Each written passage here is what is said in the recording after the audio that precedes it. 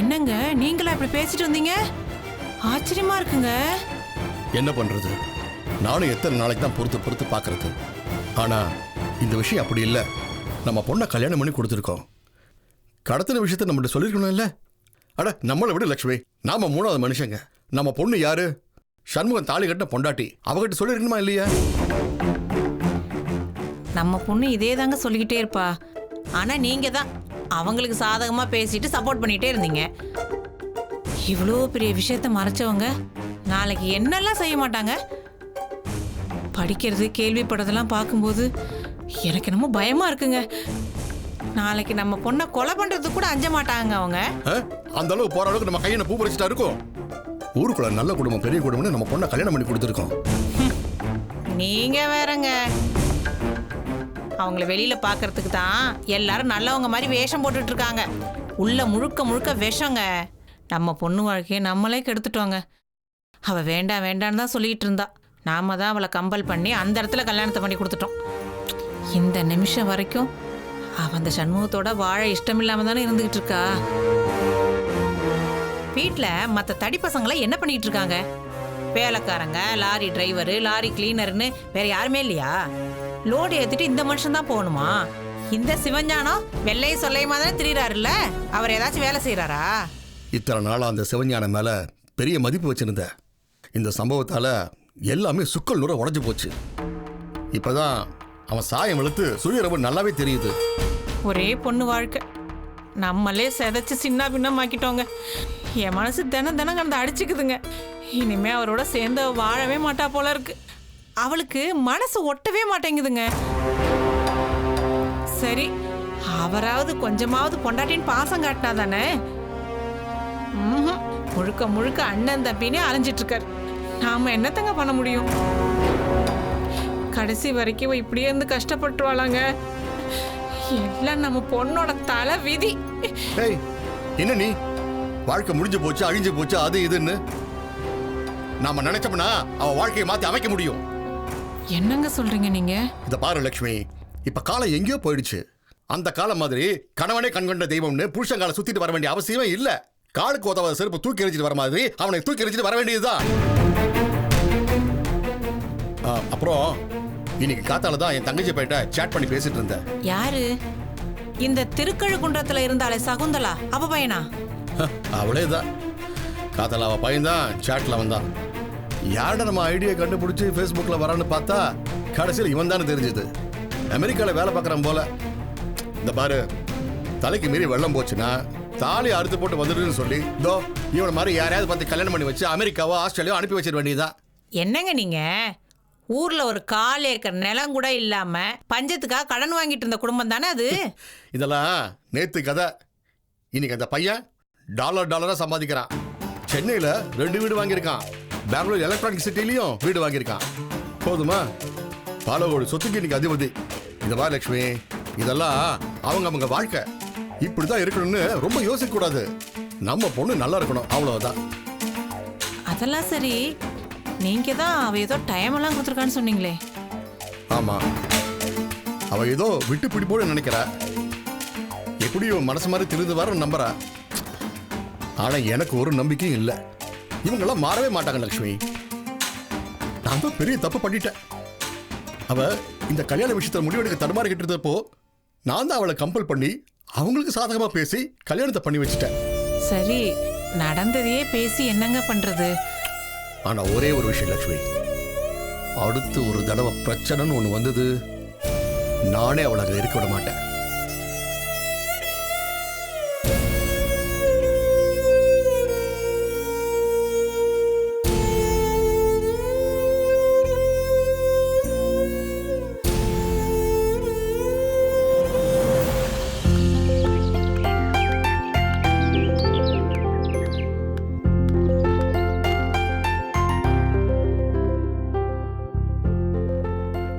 அம்மா, வாங்க வாங்க, எப்படி இருக்கீங்க? நல்லா இருக்கம்மா. எங்க யாரையும் காணோம் வீட்டுல? அண்ணன்கள்லாம் வெளில போயிருக்காங்க. அண்ணி அம்மா எல்லாரும் உள்ளதா இருக்காங்க. அதோ கூப்பிடுறேன். அண்ணி, இதோ அண்ணியே வந்துட்டாங்க. வாங்க வாங்க வாங்க, எப்படி இருக்கீங்க? நல்லா இருக்கம்மா. அம்மா எப்படி இருக்காங்க? நல்லா இருக்காங்க. இந்தம்மா. எதுக்கு இதெல்லாம்? வாங்கிக்கம்மா. வெறுங்கையோட வர்றது நல்லா இருக்காதுல்ல, கொஞ்சம் இனிப்பும் பூவும் வாங்கிட்டு வந்துருங்க, அவ்வளவுதான். இது பாருங்க, இது உங்க வீடு. எப்ப வேணாலும் இந்த வீட்டுக்கு நீங்க வரலாம். எதுக்கு இதெல்லாம் தேவையில்லாம செலவு பண்ணிட்டு இருக்கீங்க? சரி சரி, ஆனந்தி உள்ளதான் இருக்கா, நீங்க போய் பேசிக்கிட்டு இருங்க. நான் போய் சாப்பாடு எடுத்துட்டு வரேன். ஐயோ, சாப்பாடுலாம் வேண்டாம்மா. இல்ல, சாப்பிட்டே ஆகணும். இல்லம்மா, உடனே கிளம்பணும், கொஞ்சம் வேலை இருக்குமா. அப்படியா? சரி, கொஞ்சம் காஃபியாவது சாப்பிட்டு போங்க. போங்க. சரிம்மா சரிம்மா. நீ வா உமா.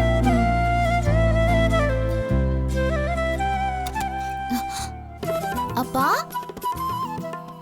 எப்படி இருக்கீங்க? சொல்லாம கொள்ளாம அதுவும் கதவு திறந்து கிச்சன் போலான்னு வந்தா கண்ணு முன்னாடி வந்து நிக்கிறீங்க. சரி, அம்மா எங்கப்பா? இல்ல ஆனந்தி, அம்மா வரல, நான் மட்டும்தான் வந்தேன். சரிப்பா, எப்படி இருக்கீங்க? அம்மா நல்லா இருக்காங்களா? ரொம்ப நல்லா இருக்காம்மா. நீ எப்படிடா இருக்க? மாப்பிள்ளை வந்துட்டாரம்மா? வந்துட்டாருப்பா. உள்ள வாங்க வாங்க வாங்கப்பா, உட்காருங்க உட்காருங்க.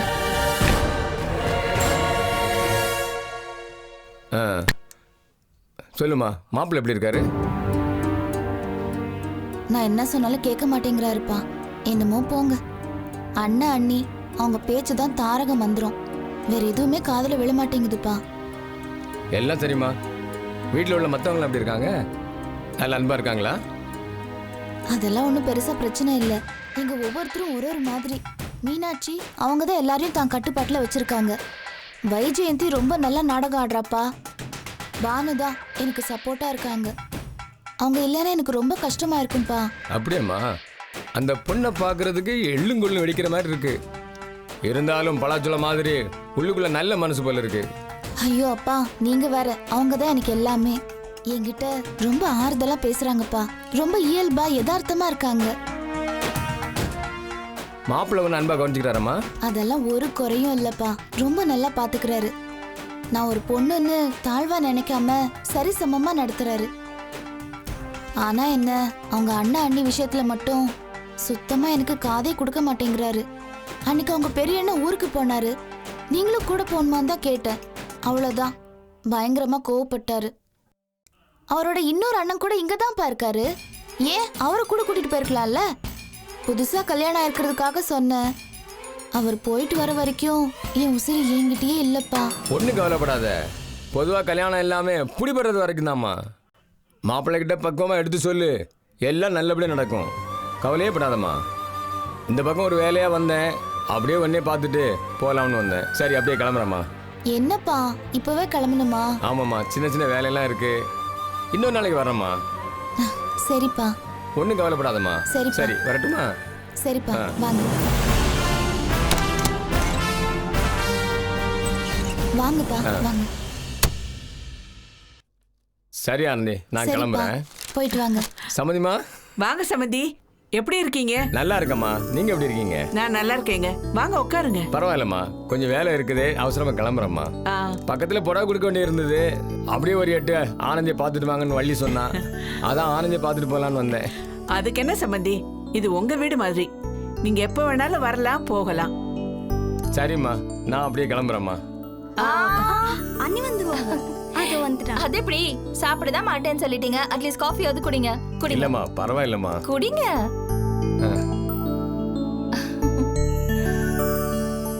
வீட்ல எல்லாரையும் கேட்டதை சொல்லுங்க. கண்டிப்பா சொல்றேம்மா.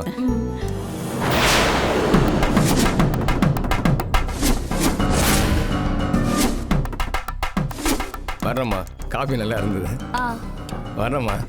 வாங்க. வர ஆனந்தி. வாங்கப்பா, அனுப்பி வச்சுட்டு வரேன்.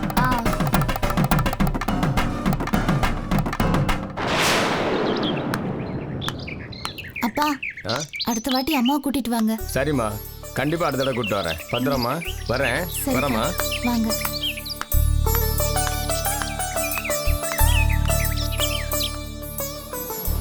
ஹலோ, கொஞ்சம் நில்லு. சொல்லுங்கக்கா. உன் மனசுல நீ என்ன நினைச்சிட்டு இருக்க? இந்த வீட்ல எல்லார பத்தியும் உங்க அப்பா கிட்ட குற்றப்பத்திரிக்கை வாசிச்சிட்டு இருக்க? அப்பா, பாக்கிறதுக்கு கண்ணு ஒட்டிக்கிட்டு ஒண்ணுமே தெரியாத மாதிரி என்ன வேலை பாக்குற நீ?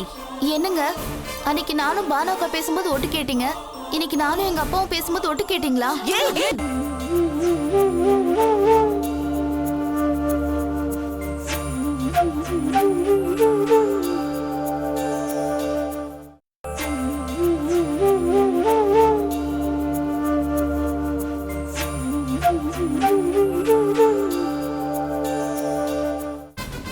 கேக்குற ஒட்டு கேக்கல அத பத்தி நீ பேசாத. நீ இந்த குடும்பத்தை பத்தி அவதூறா அசிங்கமா பேசிருக்க. அத கேட்டுக்கிட்டு நான் சும்மா இருக்கணுமா? என்ன என்னாச்சு வைஜெயந்தி? இன்னும் என்னக்கா நடக்கணும்? சிவஞான மாமாவோட இவ புருஷன் போனத அவங்க அப்பா கிட்ட என்னமோ பெருசா சொல்லி பீத்திட்டு இருக்கா. சிவஞான மாமா எவ்வளவு பெரிய ரிஸ்க் எடுத்து சண்முகத்தை போய் கூட்டிட்டு வந்திருக்காரு. எவ்வளவு கஷ்டப்பட்டிருப்பாரு, எவ்வளவு கொடுமை அனுபவிச்சிருப்பாரு. ஏன் புருஷன் போறேன்னு சொல்லியிருந்தா நானே ஆளா வழி அனுப்பி விட்டுருப்பேன். அவ்வளையே அப்ப கூட உன் புருஷன் நானே போறேன்னு சொல்லி கிளம்பிட்டு இருந்தாரே தவிர சிவஞான மாமா யாரையும் வற்புறுத்தி கூப்பிடல. அவர் மனசுக்குள்ளேதான் கடைசி வரைக்கும் வச்சிட்டு இருந்தாரு. மீனாட்சி அக்கா சிவஞான மாமா தயவெல்லாம் இதோட முடிஞ்சு போச்சா? கல்யாணத்துக்கு முன்னாடி மீனாட்சி அக்கா வேணும், கல்யாணத்தப்போ மீனாட்சி அக்கா வேணும். இப்ப அவங்க வேண்டாதவங்களா போயிட்டாங்களா? சரி, காசு பணம் மட்டும் தானே வேணும். ஆனா பிரச்சனைன்னு வந்தா ஒன்னும் கண்டுக்க மாட்டாங்க, அப்படித்தானே? இல்லக்கா, நான் எதுவும் தப்பா சொல்லல. அவர் ஊருக்கு கிளம்பி போயிட்டு இருந்தா சொன்னேன். இது பார் வைஜெயந்தி, இதுக்கு மேல நீ எதுவும் பேசாத. நீ பண்ணது ரொம்ப ரொம்ப தப்பு. அடுத்தவங்க தனிப்பட்ட முறையில பேசுறது என்னன்னு கேக்குறது ரொம்ப ரொம்ப தப்புமா. நீங்க என்ன தப்புன்னு சொல்றீங்க? ஆனா நான் கேட்காம போனா இவங்க எல்லாம் எப்படின்னு தெரிஞ்சுக்காமே போயிடும்க்கா. இவங்க எல்லாம் என்ன கேடர்னு தெரிஞ்சுக்காமே போயிடும். இவ போன பேச்ச கேட்டுதான் இப்படி எல்லாம் நடந்துக்கிறா. இல்லக்கா. ஆனந்தி, நீ உள்ள போ. எதா இருந்தாலும் அப்புறம் நீ உள்ள பேசிக்கலாம். போமா. சரிக்கா.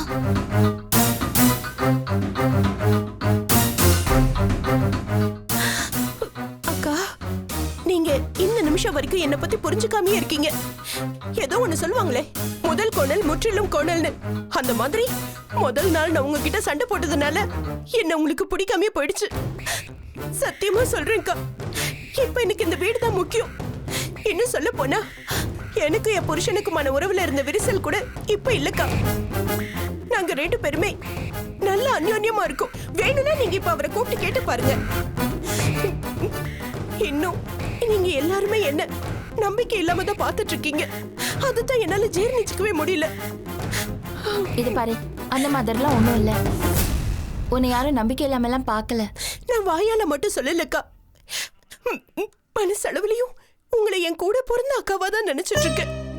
எங்க அப்பா ரவுடி தான், எங்க அண்ணன் தம்பிங்க எல்லாரும் முரடனுங்க தான். ஆனா அதெல்லாம் வேண்டான்னு தானே நான் இங்க வந்து உட்கார்ந்துட்டு இருக்கேன். நீங்க யாருமே என்ன புரிஞ்சுக்கலன்னா எப்படிக்கா? என்ன நீங்க என்னமோ சண்டைக்காரி மாதிரியே பாத்துட்டு இருக்கீங்கக்கா. ஏய், அத நினைக்கும் போதுதான் நான் என்ன செஞ்சு என்ன பிரயோஜனம்னு என் மனசே விட்டு போச்சுக்கா. என்ன இந்த வீட்ல இனிமே எப்பவுமே யாருமே ஏத்துக்க மாட்டாங்களோன்னு எத்தனை தடவை நான் நினைச்சு வருத்தப்பட்டிருப்பேன் தெரியுமா? இவ நேத்து வந்தவ, இவ என்ன பேச்சு பேசுறா பாத்தீங்களா? உங்களுக்கு தெரியாதுக்கா? இத பாரு, இந்த வீடு, இந்த சூழல் எல்லாமே அந்த பொண்ணுக்கு புதுசு.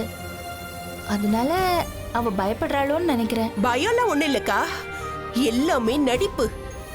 எப்பவுமே நம்ம பேசுறோம் கேக்குறோம்னு யார்கிட்டயும் எதுவும் சொல்ல மாட்டா. எல்லாம் வானு கொடுக்குற ஸ்க்ரூ. அவங்க ஒன்றும் வழிய வழிய வந்து இவங்க கிட்ட பேசல. அவங்க என்னைக்கு யாரை மதிச்சிருக்காங்க? இவங்க தான் அவங்க ரூமை போய் தேடி தேடி பேசிட்டு இருக்காங்க. உனக்கு தெரியாது உமா, இவ தேடி போற மாதிரி தான் இருக்கும். ஆனா இவங்க ரெண்டு பேரும் தான் கூட்டு. வைஜெயந்தி, இந்த கைராசி குடும்பத்தை பத்தி எல்லாருக்குமே தெரியும். இது கூட்டு குடும்பம். இங்க இவங்களோட கூட்டு, அங்க அவங்களோட தனி கூட்டு, அந்த மாதிரிலாம் இங்க எதுவுமே கிடையாதுமா. தயவு செஞ்சு கடுகு மாதிரி இருக்கிற விஷயத்த ஊதி பெருசாக்காம அவங்கவுங்க வேலையை பார்த்தா நல்லா இருக்கும். ஆனா நான் இந்த சொல்றது- குடும்பத்துல இருக்கிறவங்க ஒவ்வொருத்தரும் ஒவ்வொரு மூலைக்கு திரும்பிட்டு இருந்தா இந்த குடும்பம் என்னத்துக்கு ஆகும்? இங்க பாருங்க, தேவையில்லாம நீங்க டென்ஷன் ஆகாதீங்க. எல்லாத்தையுமே நான் பாத்துக்கிறேம்மா. நீங்க போங்க.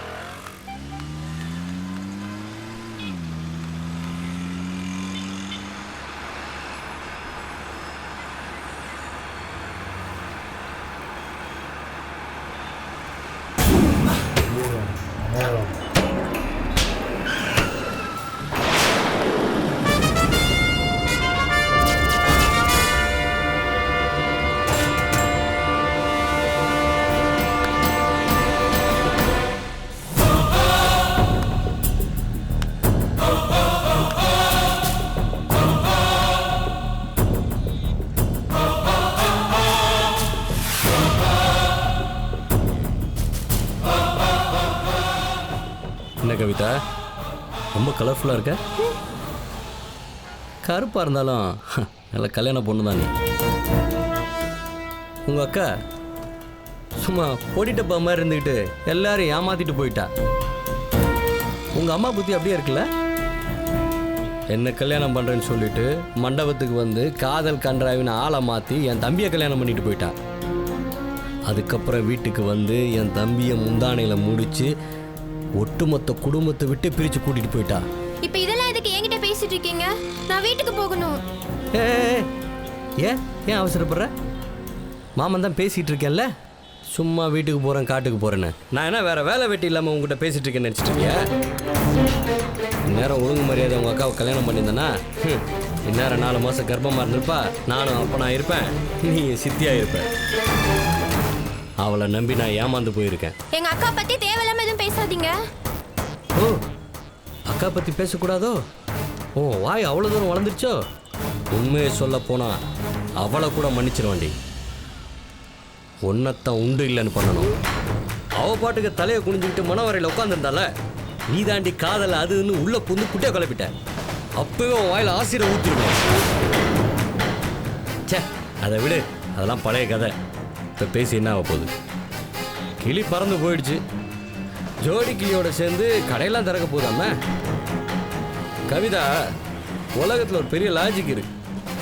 எப்போவுமே உன்னை இழந்தா தான் இன்னொன்று கிடைக்கும். ஒருத்தர் கஷ்டப்பட்டால் தான் இன்னொருத்தர் சந்தோஷமாக இருக்க முடியும். ஒருத்தர் அழிஞ்சா தான் இன்னொருத்தர் பெரிய லெவலில் வாழ முடியும்.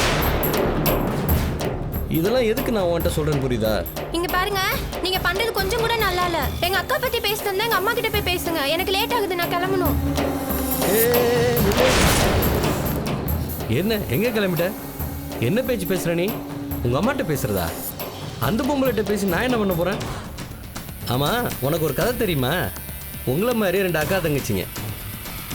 அக்காவுக்கு திடீர்னு உடம்பு சரியில்லாமல் போயிடுச்சு. அப்போ அவங்க புருஷங்கிட்ட பேசிகிட்டு இருக்கும்போதே விளையாட்டாவை கேட்டா, என்னங்க மும்தாஜ் செத்து போனப்ப ஷாஜகான் தாஜ்மஹால் கட்டினாரு, அதே மாதிரி நான் சீக்கிரம் செத்து போனா நீங்கள் என்ன கட்டுவீங்கன்னு.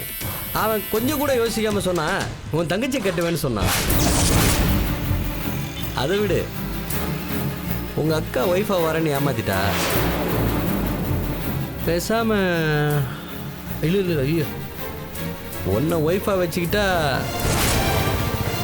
உங்கள் அக்காவை மாதிரி நீயும் குடும்பத்தை காலி பண்ணிடுவ. உன்னை கீப்பாக வச்சுக்குவா.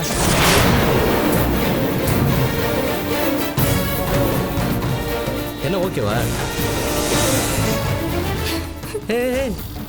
அழக்கூடாது. இது அழுகிற நேரமா? இது சந்தோஷப்படுற நேரம். லவர், ஒய்ஃபை விட கீப்பாக இருக்கிறது தான் இப்போ ஃபேஷன். படித்ததானே, கேள்விப்பட்டிருப்பியே, லிவிங் டுகெதர். உனக்கு நல்ல வசதியெல்லாம் நான் பண்ணித்தரேன். நீ என் வயசை பற்றி யோசிக்காத, வசதியை பற்றி யோசி. எப்படி வாழ போகிறோன்றதை பற்றி யோசி. சரி, 2 நாள் குப்புறப்படுத்து, யோசிச்சு பார்த்து ஓகேன்னு வாட்ஸ்அப்பில் மெசேஜ் பண்ணு, சரியா?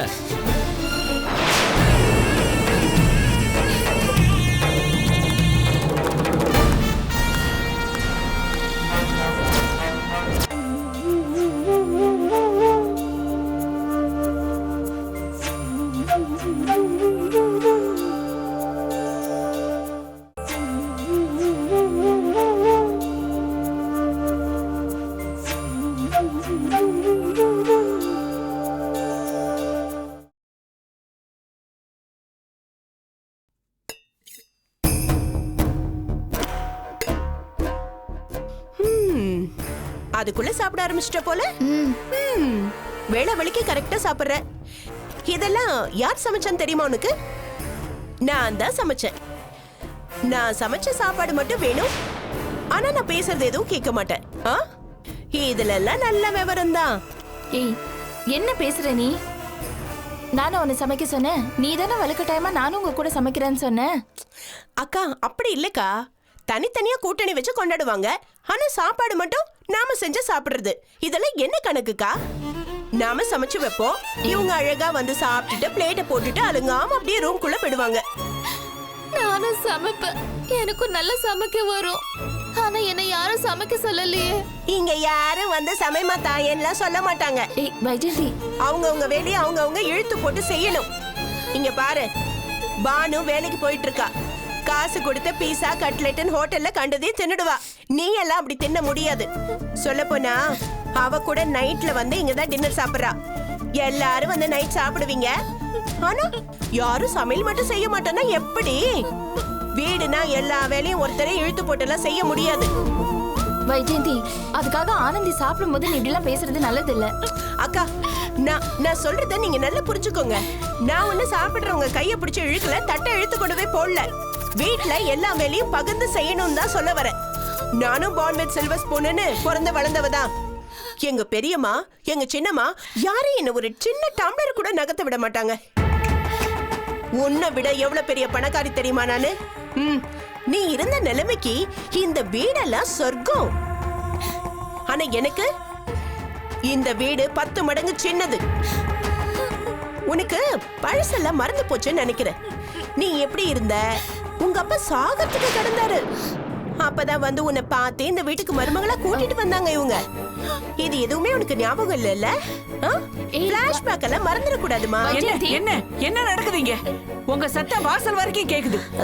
ஒண்ணு இல்லத்த, வீட்டு வேலையெல்லாம் ஷேர் பண்ணி செய்யணும்னு சொல்லிட்டு இருந்தேன். இது பாரு, போதும், நிறுத்திக்கோ. இப்பதான் அந்த பொண்ணே வீட்டுக்கு வந்திருக்கா. கொஞ்சம் கொஞ்சமா எல்லாத்தையும் கத்துக்க போறா. எடுத்த எடுப்புல அது செய் இது செய்யினா எப்படி வைஜெயந்தி? இதெல்லாம் நல்லவா இருக்கு சொல்லு. அதுக்காக வறுமையை காட்டி பேசுறது ரொம்ப தப்புமா? அதெல்லாம் சரிக்கா. அவங்க அப்பா எவ்வளவு டூ மச்சா பண்றாரு. நினைச்சா பொசுக்கு பொசுக்குன்னு அந்த ஆள் வந்து நின்னுடுறா. அவ்வளவு சந்தேகம் அந்த ஆளுக்கு. நாம என்ன அந்த பொண்ணை அடிச்சா கொண்டுட போறோம்? 1000 தடவையாத என் பொண்ணை பத்துக்குமா, என் பொண்ணை பத்துக்குமா, என் பொண்ணை பத்துக்குமான்னு சொல்லி தீர்த்துறான். ஏன் இந்த தங்க சிலையை நம்ம ஏதாவது தேய்ச்சி வச்சிருவோமா என்ன? வைஜெயந்தி, என்னம்மா இப்படி பேசுற? போதும், பேசாம இரு. இதுக்கு மேல இந்த விஷயத்தை பத்தி பேச வேண்டாம். அக்கா, கூட்டு குடும்பம்னா எல்லாரும் வேலைய பகிர்ந்துகிட்டு செய்யணும். அப்பதான் அது சரியா இருக்கும். நீங்க எல்லா வேலையும் பண்ணவும் முடியாது. போலீஸ் ட்ரெயினுக்கு நாங்க கேம்ப்ல இருக்கும்போது ஹாஸ்டல்ல இருந்த ஃப்ரெண்ட்ஸ் எல்லாம் ஆளுக்கு ஒரு வேலையா ஷேர் பண்ணி தான் செய்வோம். இது வீடு, எல்லாருமே வாழ வந்தவங்க தானே. மீனாட்சி மட்டும் தான் வேலைக்காரி மாதிரி வேலை செய்யணும்னு என்ன எழுதியா வச்சிருக்கு? வேண்டாமா, இதோட நிறுத்திக்கங்க. எனக்கு எல்லாமே கேட்டு தலை சுத்துற மாதிரி இருக்கு. ஏன் வைஜெயந்தி, இதெல்லாம் நீ புரிஞ்சுக்க மாட்டியா? ஐயோ அத்தான், நான் அப்படி இல்ல. போதும், நிறுத்திக்கங்க. எல்லாரும் போங்க இங்க இருந்து. வர வர இந்த குடும்பத்துல நிம்மதி இல்லாம போகுது. அம்மா, நீ ஒண்ணு சொல்ல வேண்டாமா, ஒண்ணு சொல்ல வேண்டாம்.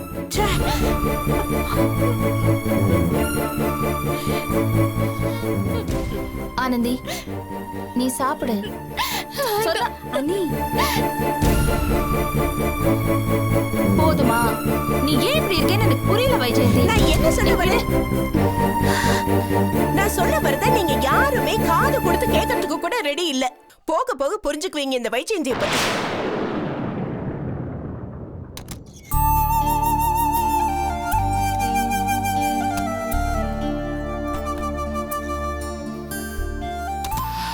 அக்கா, என்னக்கா இப்பதான் ஆபீஸ்ல இருந்து வரீங்களா? ஆமா. என்னாச்சு? ஏன் என்ன ஒரு மாதிரியா இருக்க? ஏதா பிரச்சனையா? இந்த வீட்ல யாராவது ஏதாவது சொன்னாங்களா? What's wrong? சொல்லு. நீதான் என்கிட்ட எல்லா விஷயத்தையும் ஷேர் பண்ணிக்கிறல. என்ன பிரச்சனை சொல்லு. இல்லக்கா, நான் இன்னைக்கு சாப்பிடலான்னு தட்டெடுத்து உட்காரும் போது வைஜெயந்தி அங்க வந்து ரொம்ப பெரிய பிரச்சனை பண்ணிட்டாங்க. நீ இந்த வீட்ல ஒரு வேலையும் பண்ணாம எப்படி தண்ட சோறு சாப்பிடலாம்? பானுவோட கூட்டணி வச்சுக்கிட்டு நான் சமைச்ச சாப்பாடை நீ எப்படி சாப்பிடலான்னு கேட்டாங்க. பானு சம்பாதிக்கிற ஹோட்டல்ல சாப்பிடுறா, நீ என்ன உன் தகுதி என்னன்னு கண்ணா பின்னான்னு என்னை பார்த்து பேசிட்டாங்கக்கா. அதுக்கப்புறம் எனக்கு சாப்பிடவே மனசு வரல. உங்களை பார்த்த உடனே என் மனசு தாங்கலக்கா. அதான் எல்லாத்தையும் உங்ககிட்ட கொட்டிட்டு. உனக்கு சமைக்க தெரியும்ல? அக்கா நல்லா சமைப்பேன். நீ வா. நாம ஏன் அவங்களுக்காக சாப்பிடாம பட்னியா இருக்கணும்? நம்ம புருஷங்களும் தானே சம்பாதிக்கிறாங்க. இந்த கைராசி குடும்பத்துல நமக்கும் தான் ஈக்குவல் ஷேர் இருக்கு. ஓகேவா? வா. ஐயோ வேண்டாம்க்கா. நீ வா, பாத்துக்கலாம். ஒன்னும் பிரச்சனை இல்ல. இப்ப நம்ம சமைக்கிறோம். ஓகேவா? வா. ஐயோ நீ வா.